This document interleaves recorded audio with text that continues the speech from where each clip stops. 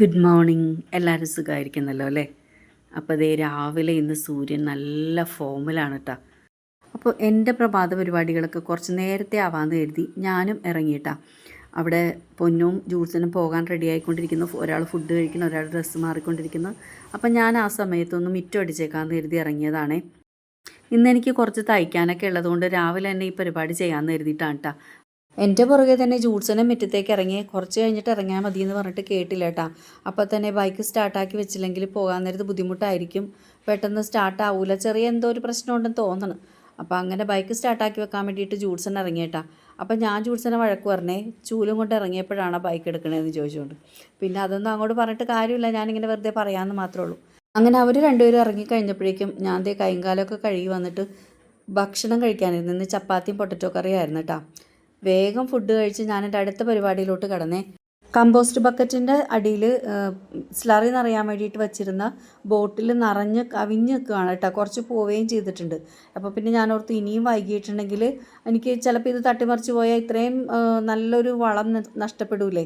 എന്നാൽ പിന്നെ അതങ്ങോട്ട് ഡൈല്യൂട്ട് ചെയ്ത് രാവിലെ തന്നെ എല്ലാത്തിനും ഒഴിച്ചു കൊടുത്തേക്കാം, വെയിലുള്ളതല്ലേ എന്ന് കരുതിയിട്ടാണ്. അപ്പോൾ അങ്ങനെ ദേ ഒരു കുപ്പി കൊണ്ടുവന്ന് ഞാൻ ആ ബക്കറ്റോട്ട്, അത് ഉപയോഗിക്കാത്തൊരു ബക്കറ്റായിരുന്നു, അതിലോട്ട് ഒഴിച്ചു കൊടുത്തിട്ട് അത് ഏതാണ്ട് 3/4 ഭാഗത്തോളം ഞാൻ വെള്ളം നിറച്ചിട്ടുണ്ട് കേട്ടോ.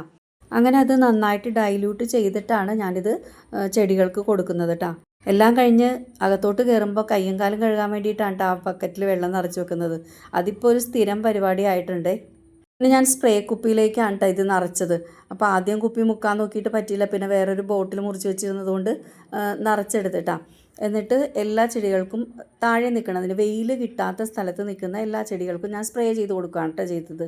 കാരണം അതിൻ്റെ സോയിൽ ഇപ്പോൾ വെറ്റായിട്ടിരിക്കണമായിരിക്കുമല്ലോ, അപ്പോൾ ഒഴിച്ചു കൊടുത്തിട്ടുണ്ടെങ്കിൽ വെറുതെ അങ്ങോട്ട് ഒഴുകി പോകാനാണ് സാധ്യത. അപ്പോൾ അതുകൊണ്ടാണ് ഇങ്ങനെ സ്പ്രേ ചെയ്ത് കൊടുക്കുന്നത്. അങ്ങനെ താഴെ നിൽക്കുന്ന എല്ലാത്തിനും സ്പ്രേ ചെയ്ത് കൊടുത്തിട്ടുണ്ട്. അതുപോലെ ഹാങ് ചെയ്തിരിക്കുന്ന നമ്മുടെ ഓർക്കിഡ് പ്ലാന്റ്സിനും എല്ലാത്തിനും ഞാൻ സ്പ്രേ ചെയ്ത് കൊടുത്തിട്ടുണ്ട് കേട്ടോ. ഫ്ലവറിങ് പ്ലാന്റ്സ് എന്നോ ഇലച്ചെടികളെന്നോ അങ്ങനെയൊന്നുമില്ലാതെ എല്ലാത്തിനും ഞാൻ കൊടുക്കുന്നുണ്ട് കേട്ടോ. അപ്പോൾ ഇത്രയും ദിവസം മഴയൊക്കെ പെയ്തതുകൊണ്ട് എന്തായാലും അതിൻ്റെ വളമൊക്കെ കുറേ നഷ്ടപ്പെട്ടിട്ടുണ്ടാവും. അതുപോലെ വരാന്തയിലിരിക്കുന്ന ചട്ടികളിലെ ചെടികൾക്കും ഞാൻ ഒഴിച്ചു കൊടുത്തിട്ടുണ്ട്. നമ്മുടെ ഈ ഓർക്കിഡൊക്കെ ഉണ്ടല്ലോ, ഓർക്കിഡൊക്കെ പൂവൊക്കെ പോയി അങ്ങനെ നിൽക്കുവാണ്. അപ്പോൾ ഇനി അതിന് വേഗം പൂക്കൾ ഉണ്ടാകണമെങ്കിൽ ഇതുപോലെ നമ്മളിങ്ങനെ ഇടയ്ക്കിടയ്ക്ക് വളം കൊടുത്തുകൊണ്ടിരിക്കണമല്ലോ.